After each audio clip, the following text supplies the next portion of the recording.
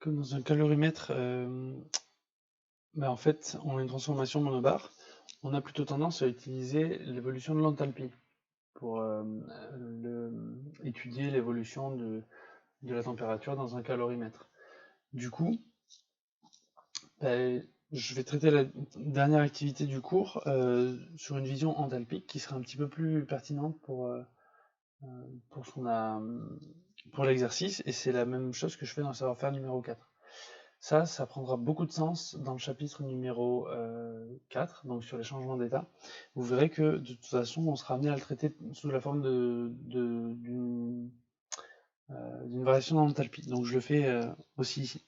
Donc le système ici, c'est le système eau plus solide.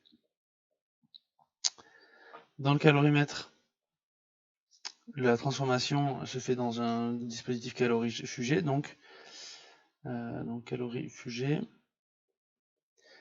La transformation est donc adiabatique, et ça veut dire que le transfert thermique est nul. Cette fois, on va s'intéresser au fait que, vu qu'il n'y a aucun travail échangé par le système avec l'extérieur,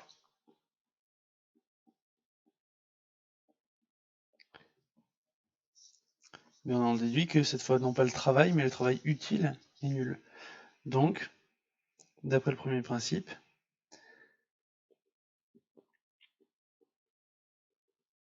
mais cette fois le premier principe version H en fait, delta H est égal à 0. Et du coup, là, par additivité, non plus de l'énergie interne, mais de l'enthalpie, additivité, je sais bien, de l'enthalpie, delta H est égal à delta H de l'eau, plus delta H du solide. Et vu que ce sont des phases condensées, c'est aussi égal à la masse d'eau fois CH2O liq, TF moins T1, plus C de TF moins T2.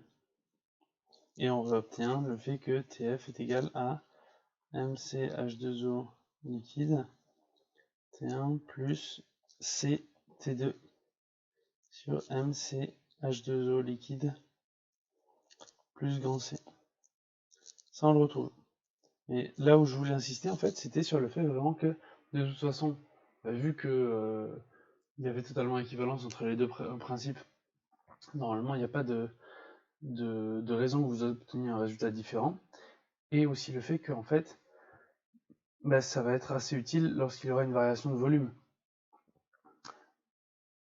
En fait, on s'intéresse que aux travaux qui ne sont pas les travaux des forces pressantes, parce que vu que le système subit une évolution monobar, et c'est ça qui est vraiment important, évolution monobar dans le calorimètre, du coup ça légitime l'utilisation du premier principe version enthalpie. Voilà. Mais sinon le raisonnement est très très proche de celui qu'on avait mené dans le cours.